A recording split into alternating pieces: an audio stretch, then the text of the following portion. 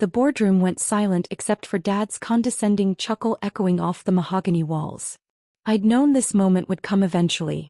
3 years of building my investment portfolio in complete secrecy, 3 years of watching my parents dismiss every opinion I offered about their struggling tech manufacturing company, 3 years of sweetie, let the adults handle business talk at every family dinner. But I hadn't expected the confrontation to happen quite like this. My parents, Richard and Patricia Chin, had built Chin Technologies from a garage startup 25 years ago. They manufactured specialized circuit boards for aerospace applications, and for 2 decades they dominated their niche. But the last 5 years had been brutal. Competition from overseas, failure to innovate, and frankly, some catastrophically poor financial decisions had left them hemorrhaging money.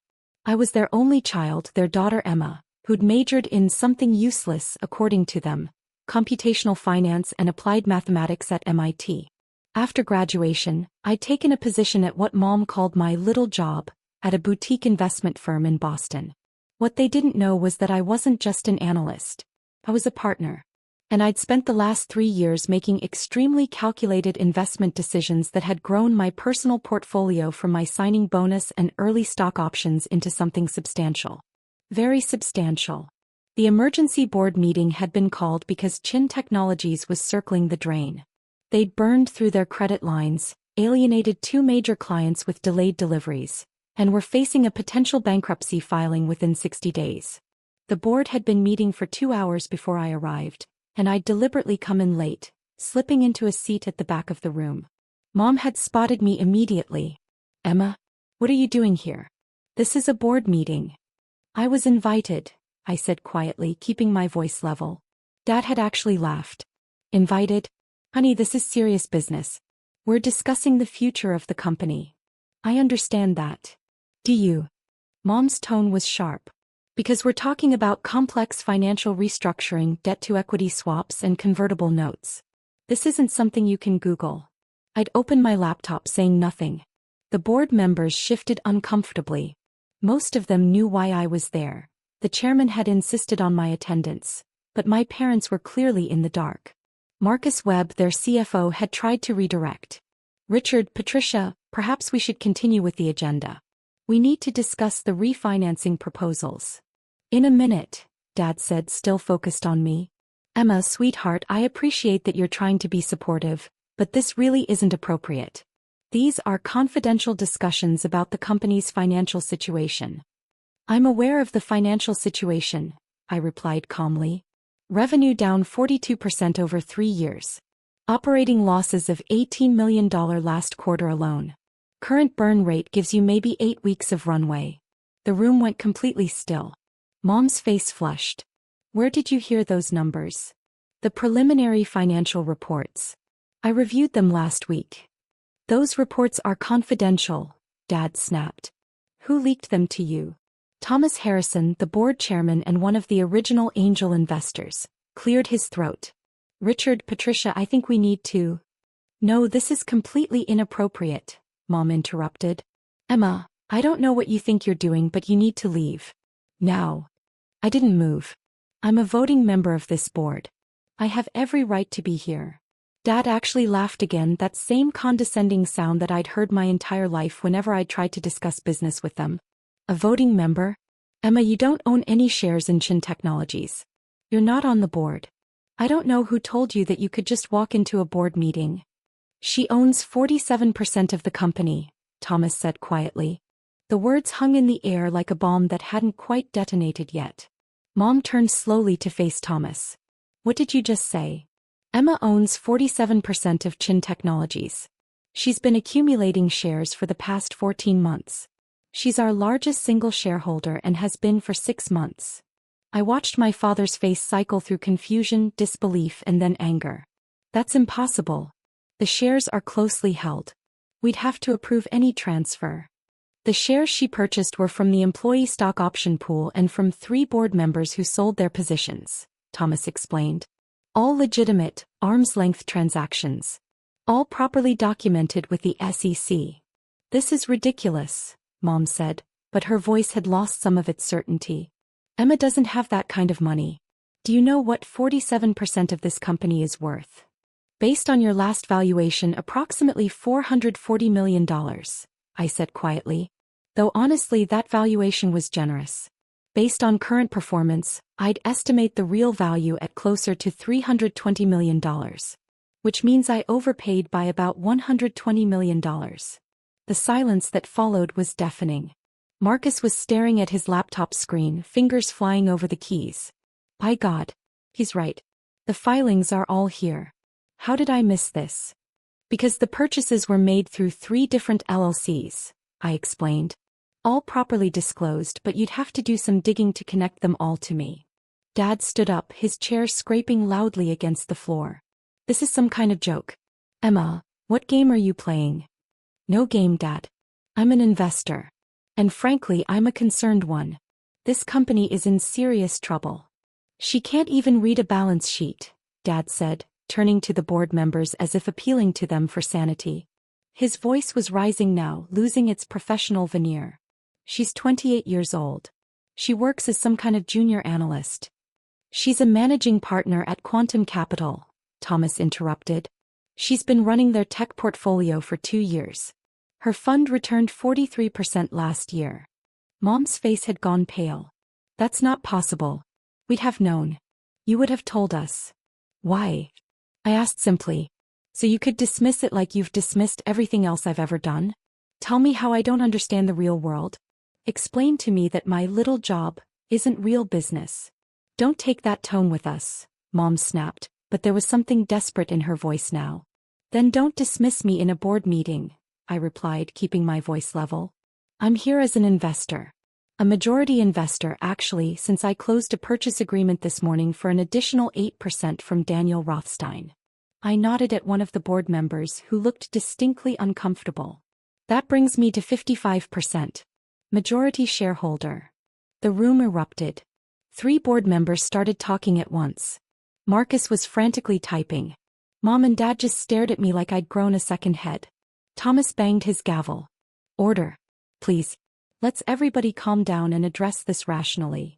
There's nothing rational about this, Dad said. His voice was quieter now but harder. If this is true, and I'm not saying I believe it yet, but if it's true, then what? What exactly do you think you're going to do, Emma? Swoop in and save the company with your vast business experience. I'm going to vote to approve the restructuring plan Thomas proposed, I said. The one you were about to reject. Mom turned to Thomas. What restructuring plan? Thomas slid a document across the table. Quantum Capital, through one of its funds, has offered a $200 million investment. It would give Chin Technologies the capital to retool the manufacturing line, invest in the R&D you've been cutting, and hire the senior management you desperately need. In exchange, they'd take a convertible note that would allow them to increase their equity position to 65% if certain performance milestones aren't met. Absolutely not, Dad said immediately. We're not diluting ourselves into minority shareholders of our own company. You already are minority shareholders, I pointed out. I own 55% as of this morning. This is corporate raiding, Mom said, her voice shaking with fury. You're trying to steal the company we built. I'm trying to save it, I corrected. If you file for bankruptcy, you'll lose everything. The company will be liquidated, the brand will be sold for parts, and the 240 employees will lose their jobs. This way the company survives, grows, and everybody keeps their jobs. Under your control, Dad said bitterly. Under professional management, I corrected. I'm voting to retain Thomas as chairman. I'm voting to bring in Catherine Walsh from Innovatech as CEO. And I'm voting to create a new executive committee that will actually hold leadership accountable to the board. And what about us? Mom asked quietly. I met her eyes. You'll remain on the board. You'll keep your salaries reduced to market rate. And you'll have the satisfaction of watching the company you built continue to exist instead of being dismantled in bankruptcy court. This is insane, Dad said. He was pacing now, running his hands through his hair. You're 28 years old. You've been working for what, 5 years? And you expect us to believe you have $440 million to invest in a struggling manufacturing company. I had $620 million under management as of last quarter, I said calmly. Personally, that doesn't count the $4.2 billion in the funds I manage for Quantum. The Chin Technologies investment represents about 70% of my personal portfolio. It's a significant bet, yes. But I've run the models. With proper management and the right capital investment, this company can be worth $2 billion in 5 years. Marcus was nodding slowly. The models are actually conservative. If we can lock down the SpaceX contract she's referring to in her analysis. What SpaceX contract? Mom interrupted. The one I've been negotiating for the last 4 months, I said. They need a specialized circuit board manufacturer for their next-generation Starlink satellites. Chin Technologies has the perfect capabilities, but you don't have the capital to handle the order volume. With Quantum's investment, you'd be able to expand production enough to handle it. It's a $340 million contract over 3 years with options for renewal. The room had gone completely silent again. Dad had stopped pacing. Mom was gripping the edge of the table. Why? Mom finally asked. If you have all this money, all this success, why invest in us? You could have let us fail. You could have bought the assets in bankruptcy for pennies on the dollar. Because despite everything, it's still the company you built, I said quietly. Because 240 people depend on these jobs. Because the technology is actually good, the brand has value, and the market opportunity is real. And because I wanted to prove that I could do it. Prove what? Dad asked. That I understand business, I said simply. The words hung in the air. I watched my father's face flush, watched my mother look away. Thomas cleared his throat. I think we should take a 15-minute recess. Let everybody process this information. Then we can reconvene and vote on the restructuring proposal. The board members filed out, most of them avoiding eye contact with my parents. Marcus left his laptop open, the SEC filings still displayed on the screen. Thomas paused at the door. Emma, could I speak with you outside? I nodded and followed him into the hallway, leaving my parents alone in the boardroom. That was brutal, Thomas said quietly once we were out of earshot. It was necessary, I replied. You could have told them privately. Before the meeting. I tried. 3 months ago. I called Dad and told him I wanted to discuss the company's financial situation. He told me I should focus on my career and let him worry about the business. I shook my head. They weren't going to listen unless they had no choice. Thomas nodded slowly. The restructuring plan is solid. Catherine Walsh is an excellent choice for CEO. But you know this is going to destroy your relationship with your parents. What relationship? I asked. The one where they dismiss everything I say? Where every achievement is diminished because it doesn't match their definition of success. Where I'm still treated like a child who doesn't understand how the world works. They're proud of what they built, Thomas said. This company has been their entire life. I know. And I'm trying to make sure it survives. But they have to understand that their way isn't working anymore. The market has changed. The technology has changed. They needed to evolve and they refused. And now you're forcing their hand. Yes. Thomas studied me for a long moment. You know, when you first approached me about buying my shares, I almost said no. I thought you were too young, too inexperienced. But then I looked at your track record. Looked at the companies you'd invested in, the returns you'd generated. You have an instinct for this that most people spend decades developing. My parents taught me everything about manufacturing, I said. They just didn't realize they were also teaching me how to spot inefficiencies, how to analyze markets, how to evaluate risk. I just applied those lessons to finance instead of circuit boards. Ironic, isn't it? Extremely. We stood in silence for a moment, watching through the boardroom windows as my parents sat at opposite ends of the long table, not speaking to each other. They're going to fight this, Thomas warned. They're going to look for any legal angle to block the restructuring. I know. That's why I made sure every filing was perfect. Every transaction was arm's length. Every disclosure was timely. They can hire the best lawyers in the world and they won't find anything improper. You've been planning this for a long time. 14 months, I confirmed. Since the first time I saw the quarterly financials and realized how bad things had gotten. Thomas shook his head slowly. Your parents are brilliant engineers. They built revolutionary technology. But they're terrible managers and they're even worse at admitting when they need help. That's why the restructuring plan puts real operators in charge. People who know how to scale a manufacturing business, how to manage supply chains, how to handle growth. My parents can focus on what they're actually good at, engineering and product development. Just not running the day-to-day operations. Think they'll accept that? They don't have a choice. I control 55% of the shares. I can outvote them on any decision. That's not what I asked. I sighed. No. Probably not. At least not at first. But eventually, when the company stabilizes and starts growing again, maybe they'll understand. And if they don't? Then at least 240 people keep their jobs and a good company doesn't die because of ego and stubbornness. The 15 minutes stretched to 20, then 25. Finally, Thomas suggested we reconvene. The board members filed back in, taking their seats around the table. My parents were the last to enter, and they sat together at one end, presenting a united front. Thomas called the meeting to order. We have a proposal on the table for a $200 million investment from Quantum Capital in exchange for convertible notes and board restructuring. I'd like to open the floor for discussion before we vote.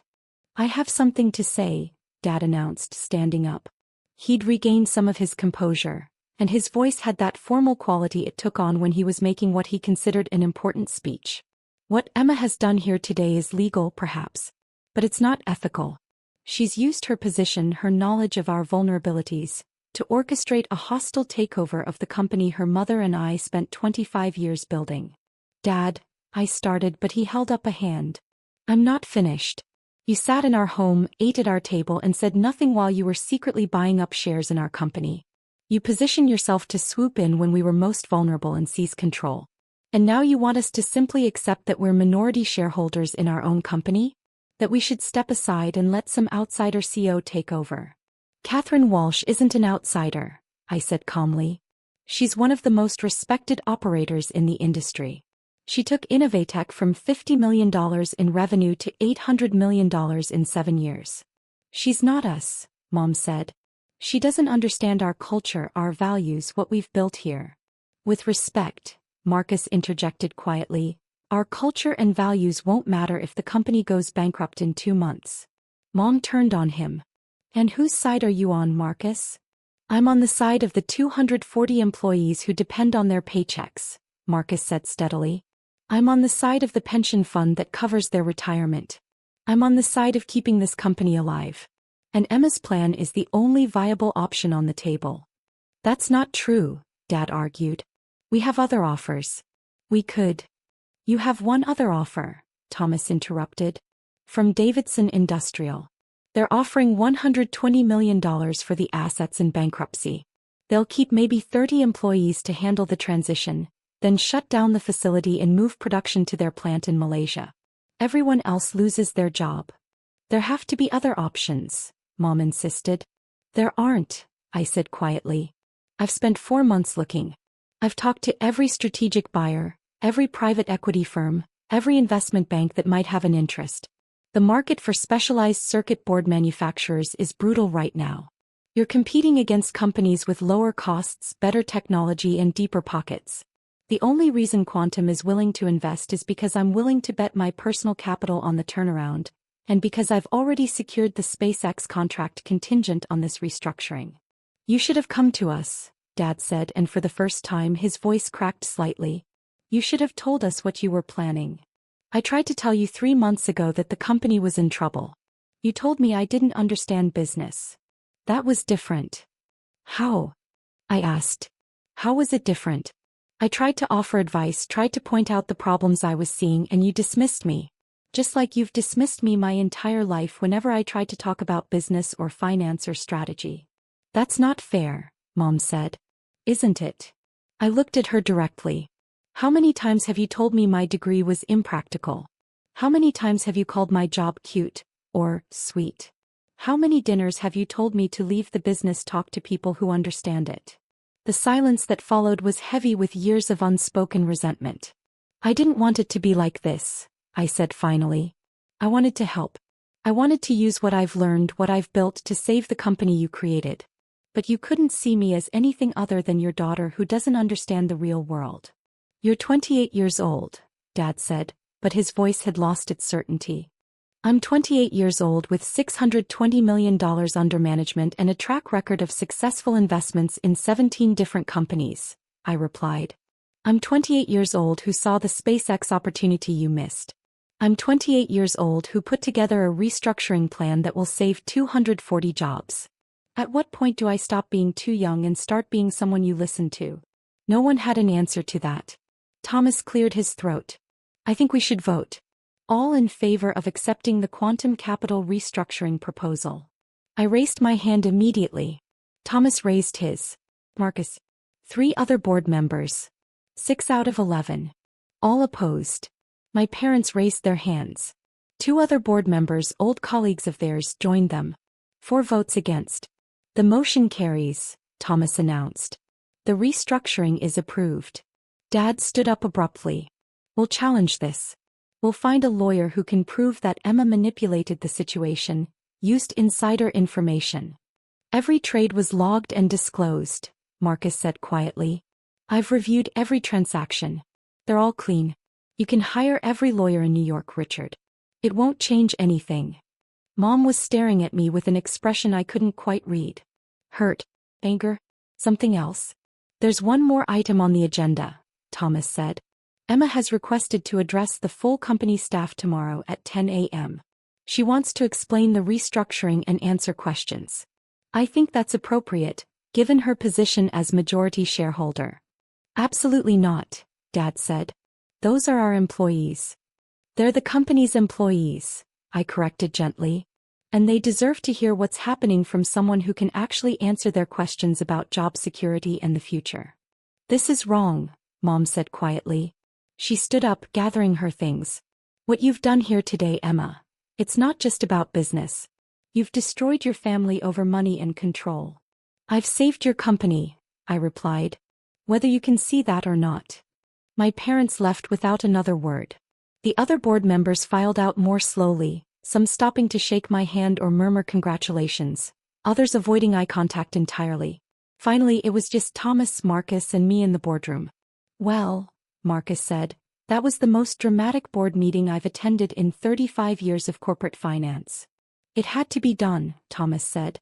Richard and Patricia would have driven this company into the ground rather than admit they needed help. Will they recover from this? Marcus asked. As people, I mean. Not as executives. I thought about that question. I don't know. Maybe eventually. Or maybe they'll never forgive me for proving them wrong. For what it's worth, Thomas said, you did the right thing. Not the easy thing but the right thing. I closed my laptop, gathering my materials. I should prepare for tomorrow's meeting. The employees are going to have a lot of questions. Emma, Marcus said as I reached the door. That SpaceX contract. Is it really solid? I smiled slightly.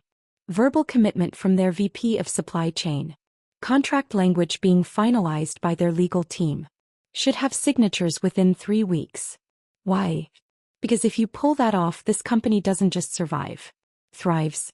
You'll have transformed it from a failing manufacturer into a key supplier for the biggest space company in the world. That's the plan, I said. My parents taught me to think big. They just didn't expect me to think bigger than they did. I left the building as the sun was setting over the parking lot. My phone buzzed with messages.